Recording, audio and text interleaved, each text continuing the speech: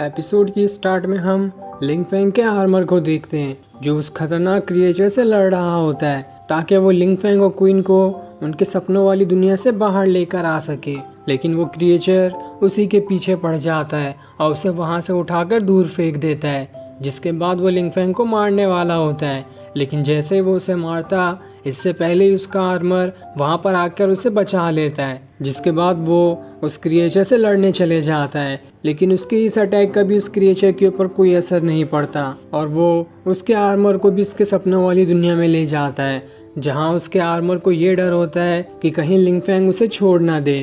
और यही इसका सबसे बड़ा डर है जिस वजह से वो हमेशा डरा हुआ रहता है। और इसी सपने को दिखाकर वो क्रिएचर उस आर्मर को उसके सपनों वाली दुनिया में ही कैद कर देता है। ये देखकर वू काई एकदम खुश हो जाता है और फिर उस आर्मर के पास चला जाता है ताकि उसे खुद का जनरल बना सके। पर जैसे ही वो उसे अपना जनरल बनाने वाला होता है वो आर्मर होश में आ जाता है, क्योंकि वो बस सपनों की दुनिया में कैद होने का नाटक कर रहा था। और फिर वो पूरे गुस्से के साथ वू काई से लड़ना शुरू कर देता है, जहाँ वो उससे कहता है मैं तो तुम्हें बस अपने पास लाने का नाटक कर रहा था ताकि तुम एक बार मेरे पास आ जाओ तो मैं तुम्हें आसानी से पकड़ लूँ। जिसके बाद उन दोनों के बीच में काफ़ी ज़बरदस्त फाइट शुरू हो जाती है। लेकिन इस फाइट में उस आर्मर का हेलमेट टूट जाता है। तब हम लिंग फेंग के आर्मर की असली शक्ल देख पाते हैं, जो खुद भी किसी इंसान की तरह दिखाई दे रहा था। जिसके बाद वो वू काई से कहता है मुझे किसी चीज़ का डर नहीं है, तो आखिर मैं कैसे सपनों वाली दुनिया में कैद हो सकता हूँ। ये सुनकर वो क्रिएचर भी हैरान हो जाता है कि आखिर इसके पास कौन सी पावर्स है जो इसे किसी भी चीज़ से डर नहीं लगता। लेकिन तब वो उससे कहता है अगर तुम्हें किसी चीज़ से डर नहीं लगता है तो मैं अभी तुम्हें डर लगाता हूँ।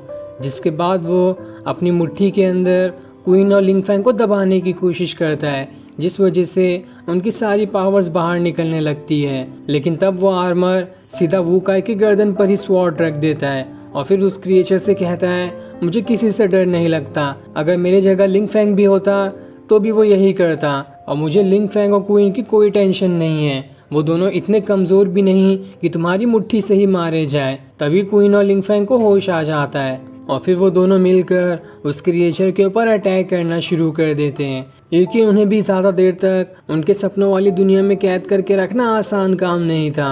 और वो दोनों आसानी से अपने सपनों वाली दुनिया से बाहर आ गए होते हैं, जहाँ क्वीन उन्हें बताती है मेरी जनरल मुझे छोड़कर जाएगी, ये मेरा सबसे डरावना सपना नहीं है, क्योंकि मुझे पूरी उम्मीद है कि वो मुझे छोड़कर कभी नहीं जा सकती।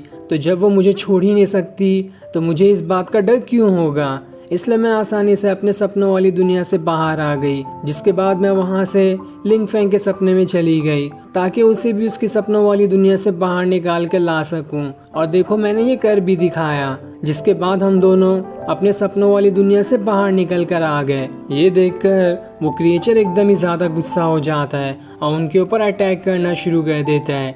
लेकिन जैसे ही वो क्वीन पर अटैक करने वाला होता है वो सामने से हट जाती है, जिस वजह से उस क्रिएचर को खुद ही चोट लग जाती है।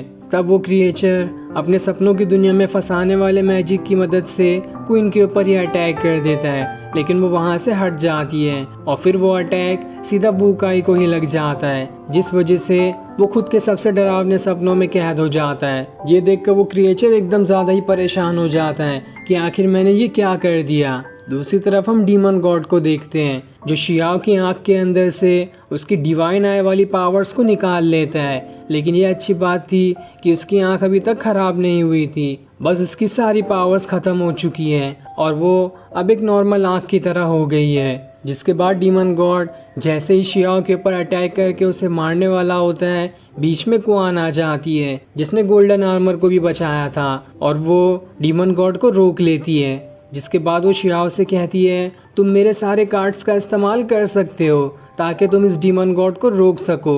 जिसके बाद वो खुद को भी अपने कार्ड में बदल लेती है और फिर उसके सारे कार्ड शियाओ के पास आ जाते हैं। इसलिए शियाओ उनमें से एक कार्ड का इस्तेमाल करता है और उस कार्ड वाला फॉर्मेशन वहाँ पर बना देता है, जो फॉर्मेशन इतना ज़्यादा पावरफुल था कि डीमन गॉड वहाँ से आगे ही नहीं बढ़ पाता और वहीं पर रुक जाता है। तब मौका देखकर गोल्डन आर्मर शियाओ को यहाँ से ले जाता है क्योंकि डीमन गॉड का कोई भरोसा नहीं है, वो कब भी गुस्से में आकर दोबारा से इनके ऊपर अटैक कर सकता है। दूसरी तरफ हम जैन को देखते हैं जो उस बटरफ्लाई वाली लड़की को उठाकर एक जगह पर लेकर आता है जहाँ वो अब भी बेहोश होती है। वो उसे अपनी स्पिरिट पिल खिलाने की कोशिश करता है ताकि उसे होश आ जाए और उसे थोड़ी ताकत भी मिल जाए, लेकिन वो उसे नहीं खाती। तभी वहाँ पर डार्क डायमेंशन से एक आदमी आता है जिसे देखकर जैन कहता है तुम्हें भी डीमन गॉड ने भेजा है। ये डीमन गॉड तो मेरा पीछा नहीं छोड़ रहा, इसलिए अब भी सबक सिखाता हूँ तुम्हें। जिसके बाद वो उसके ऊपर अपने स्टार की मदद से अटैक कर देता है, लेकिन एक भी स्टार उस आदमी के ऊपर नहीं लगते और फिर वो आदमी जैन को उठाकर वहाँ से दूर फेंक देता है। लेकिन तब भी जैन हिम्मत नहीं हारता और वो दोबारा से उसके ऊपर अटैक कर देता है, जिस वजह से वहाँ पर धुआं धुआं ही हो जाता है। ये देखकर जैन को लगता है कि चलो वो आदमी मर गया, लेकिन उस आदमी को अब भी कुछ नहीं हुआ होता है, वो तो बिल्कुल ही ठीक था। तब वो आदमी जैन से कहता है तुम्हें क्या लगता है कि मैं इतनी आसानी से मर जाऊंगा? तुम मुझे नहीं जानते कि मैं कौन हूँ। जिसके बाद वो अपना मास्क हटाता है, लेकिन आखिर वो कौन था ये हमें नहीं बताया जाता और फिर ये सीन दिखाते ही ये एपिसोड यहीं एंड हो जाता है। Thanks for watching.